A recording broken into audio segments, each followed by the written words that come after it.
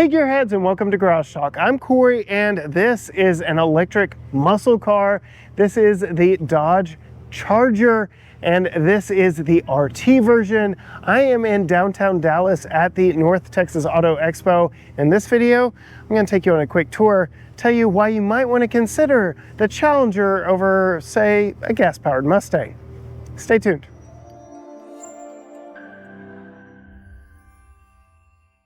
Yes, gearheads, we have an electric muscle car. That is how Dodge is branding this new Charger. This is the Daytona variant, which means all electric. There is a six-pack version of it coming with the straight six engine, a variant of the Hurricane power plant that we actually really do love here on the channel oh so much.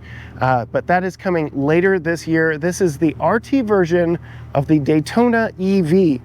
Quick numbers on it: over 300 miles of range, 400 volt architecture, over 400 horsepower, over 400 pound-feet of torque. This thing will move and makes a little bit of noise in the process, not just in the market, but actual physical noise. We'll get to that here in just a little bit, but let's talk about style.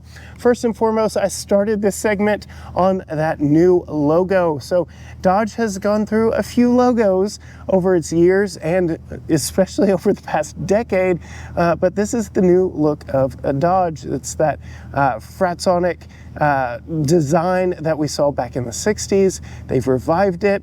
I've seen it on old hubcaps on at local restaurants here in the Texas area.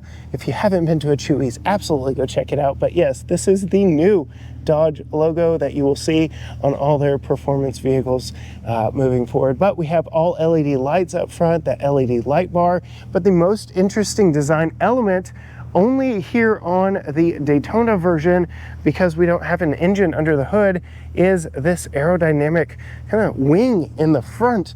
So we don't have a traditional grille, but that grille is still doing what grills do and feeding air to strategic places. In this case, it's up and over the hood, helping keep downforce down, helping keep the wheels planted, because, well, traction is what you want when trying to accelerate quickly. This one is dual motor, all-wheel drive, though that ratio can be adjusted based on your drive mode. Very, very clean retro looks that very much mimic the old 60s Chargers and Challengers, really calling back retro style here on this new Challenger. Really do appreciate what the designers were able to do. And then we come down to the wheels. We get that Fratsonic logo there in the center cap again. 5-lug wheels, even though this is a fairly heavy vehicle. We're wrapped in Goodyear Eagle rubber, so it is a performance tire. And we'll go ahead and look 275/40 R20 with our dark painted wheels. You can see this is an RT. It's a stage 1. It is not the Scat Pack. That is the higher performance variant, but this RT is the best of both worlds. Still, like I said, over 400 horsepower, over 400 pound-feet of torque with over 300 miles of range. You do pay a range penalty going with the high performance Scat Pack version. Like I said, this really is the best of both worlds, range and power. As we move to the back, you can see again that very retro style light signature back here, very much indicative and repetitious of what's up front, with that illuminated logo there in the center. And you may be able to hear it. Yes, this EV does have an exhaust. In fact, let's go ahead and pause a moment and we'll start it up, maybe give it a quote-unquote rev for you.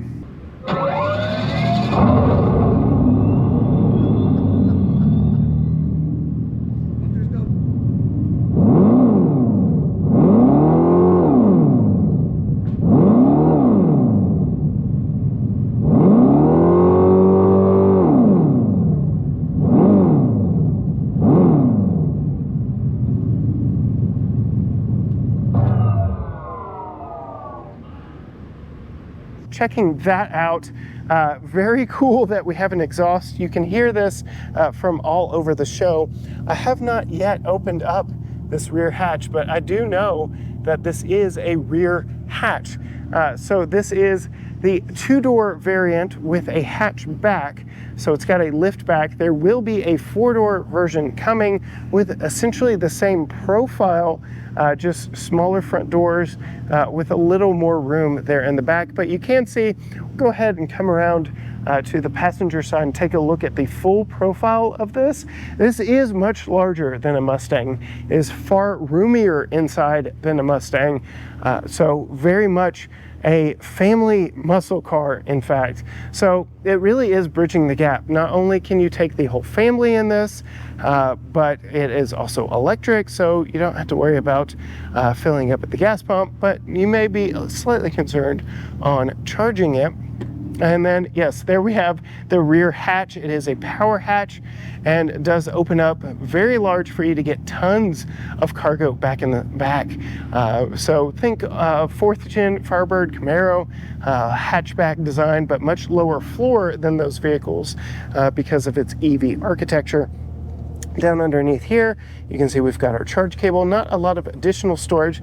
Those back seats do fold down to give you some additional space, which is very nice. So this really is a more practical vehicle than most of what is competing with, which essentially is, at this point, just the Mustang if you really want to talk muscle cars.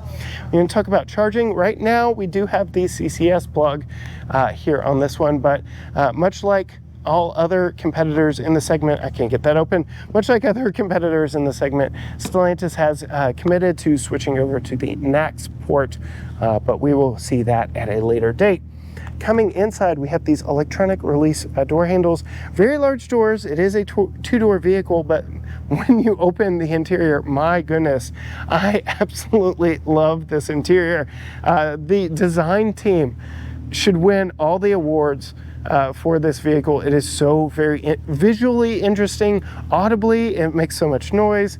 There's so much interest to this vehicle. It will turn heads, even if you don't have that Fratsonic chambered exhaust going. You can see the LED lighting, the textured effect that comes here on the door handles. It's just a really cool effect, and we'll go ahead and pan across the entire dash to see exactly what that looks like on the other side. Very cool all the way around. We'll go ahead and pop in behind the steering wheel. We do have a flat top and bottom, so it's kind of a squircle, but you can see we've got all the necessary buttons. You've got your ADAS stuff here. You've got your controls for your fully digital gauge cluster here. And then you've got your power shot, which gives you a little boost of power if you need it, and all your drive modes right here. So you can go into multiple different drive modes, which changes throttle mapping and power delivery, stuff like that. Go ahead and go home here.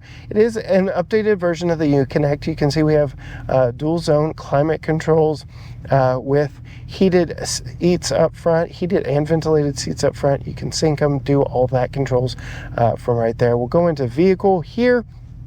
We'll go into controls and ambient light color picker. So you can change the interior ambient lighting in here to look however you would like, based on the color spectrum here. So I think red is absolutely befitting of this car. I really do like the packaging in here. Everything is very nice and easy to quick to touch. You can see we have quick access buttons for our heated and ventilated seats and heated steering wheel. They aren't actual buttons, but I do like how you don't have to dig through the screen, because if you put it in reverse, typically that all goes away for you. So I really like multiple redundant controls. You can see we have redundant controls here for your HVAC. You get your hazard button down there. You get a Qi wireless charger here, 2 USB-C ports, cup holders, your power button, electronic parking brake. This gear lever is very interesting. It's kind of like a pistol grip. The whole underside is the button. Very interesting design there.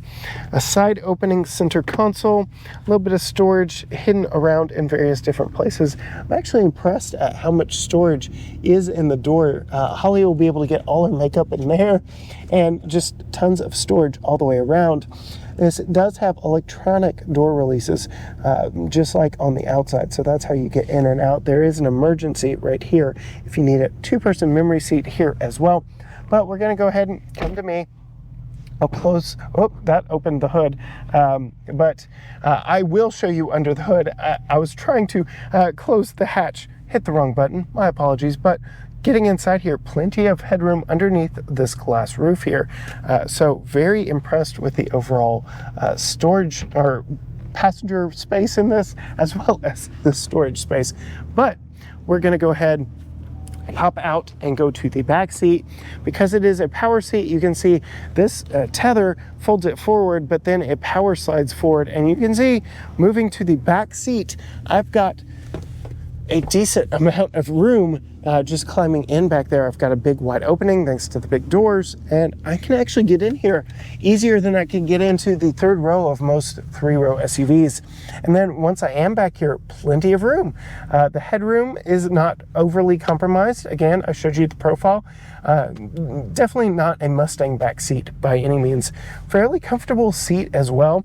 This does seat 5 across back here, but we do have, even though we're in an EV, a fairly large center tunnel, because this it isn't solely an EV platform. Like I said, there is a 6-cylinder version coming soon, so we do still have some compromises of the fact that this is on an EV gas platform. But moving to the center, I can say it's not bad, but my head is hitting the actual ceiling right here, so that's not the best. But moving behind this seat right here, I've got plenty of room. This is not a compromise whatsoever. I can very much see how the 4-door variant will be a very popular variant in the grand scheme of things, because my goodness, so much room back here.